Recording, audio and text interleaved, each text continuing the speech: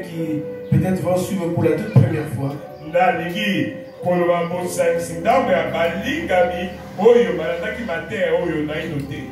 Les thèmes que nous sommes en train de partager depuis un mois,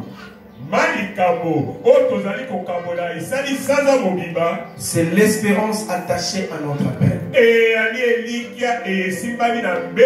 Dans Éphésiens 1, du 16e au 18e verset, la Bible déclare: je ne cesse de rendre pour vous, je ne cesse de rendre grâce pour vous, faisant mention de vous dans mes prières, afin que le Dieu de notre Seigneur Jésus-Christ, le Père de gloire, vous donne un esprit de sagesse et de révélation dans sa connaissance, et qu'il illumine les yeux de votre cœur pour que vous sachiez quelle est l'espérance qui s'attache à son appel, quelle est la richesse de la gloire de son héritage qu'il réserve aux saints. Nous sommes devenus des saints. Nous avons quitté le monde. Nous avons dit oui à Jésus. Nous avons commencé à marcher selon le principe du royaume de Dieu. Et quelquefois, certains d'entre nous ont abandonné des choses qui étaient pour eux comme un gain. Comme Paul déclare. Mais ces choses qui étaient pour moi un gain, je les ai regardées comme une perte à cause de l'excellence de la connaissance de Jésus. Il y a quelques-uns qui sont venus à Jésus et ça ne leur a rien coûté. Mais par contre, il y a beaucoup de gens qui ont dit abandonner des choses. Les premiers disciples de Jésus, les apôtres, ils ont abandonné leur maison, leur femme, leur travail. Ils étaient des pécheurs. Ils ont abandonné leur filet. Ils ont abandonné leur bureau. Ils ont abandonné leur travail, leur business. Leur business. Ce qui les faisait vivre. Ils ont suivi Jésus. Alléluia. Et beaucoup d'entre nous sont comme ça. Ils ont fait beaucoup de sacrifices pour venir à Jésus. Et la Bible nous dit que ce n'est pas en vain. Il y a une espérance, il y a un héritage qui est prévu pour le saint. Et quand je parlais des premiers disciples de Jésus, Pierre, un jour, se rendant compte de tout ce qu'il a abandonné pour Dieu, il a posé la question à Jésus: Maître, nous avons tout abandonné pour toi. Nos maisons, tout ce que nous avions, nous avons tout laissé à cause de toi. Mais alors, qu'en sera-t-il de nous? Qu'en sera-t il de nous? Et Jésus lui a répondu: Pierre, il n'y a personne qui, à cause de moi, a abandonné sa maison, ses biens, ses maisons, c'est pas moi, sa femme et sa famille, qui ne puisse pas recevoir au centuple,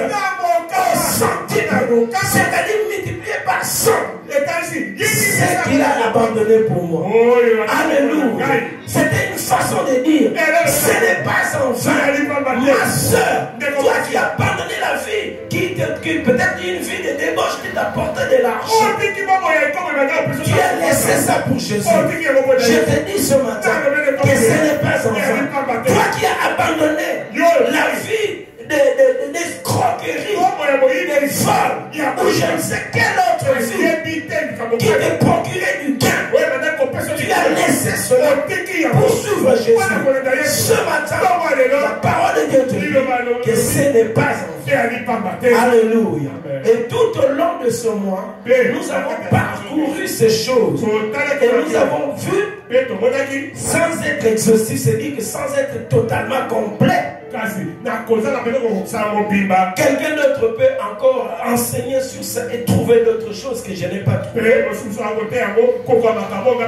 Mais ce que nous avons pu trouver, c'est que dans les promesses de Dieu, dans l'héritage des saints, nous pouvons catégoriser ça en deux.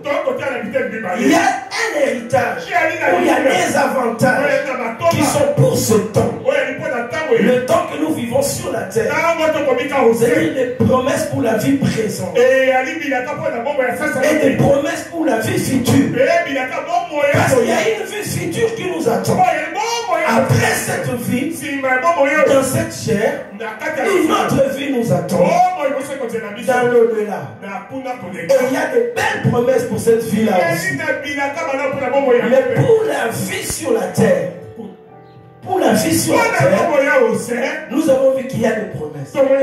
Et les promesses ici-bas, nous avons catégorisé ça aussi en deux. Il y a les promesses matérielles qui concernent notre vie matérielle. Là, nous avons vu dans Proverbe 28, le verset 8, la Bible déclare: l'Éternel ordonnera à la bénédiction d'être avec toi dans tes greniers, dans tes entreprises. Il te bénira. Le Seigneur te promet la bénédiction. Le Seigneur te promet le bonheur.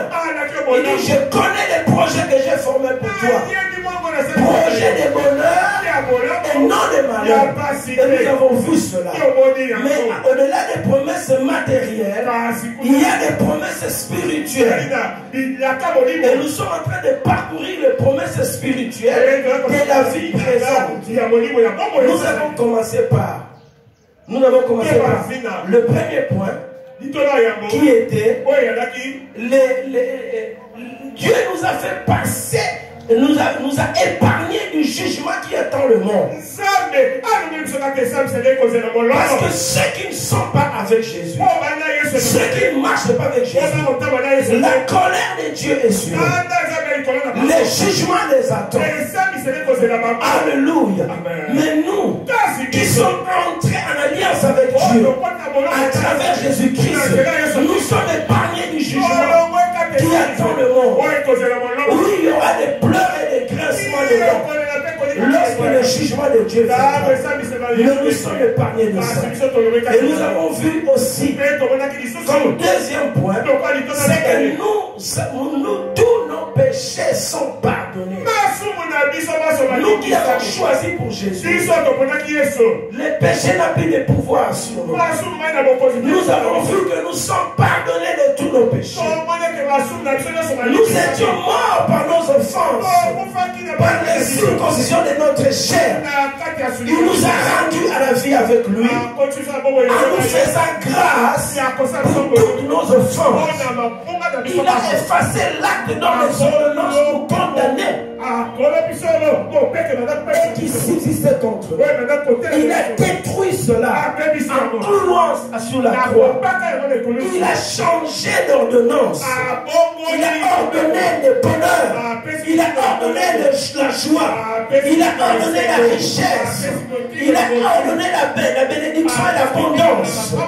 Est-ce que quelqu'un qui vit ces choses peut acclamer le Seigneur ce matin? Alléluia.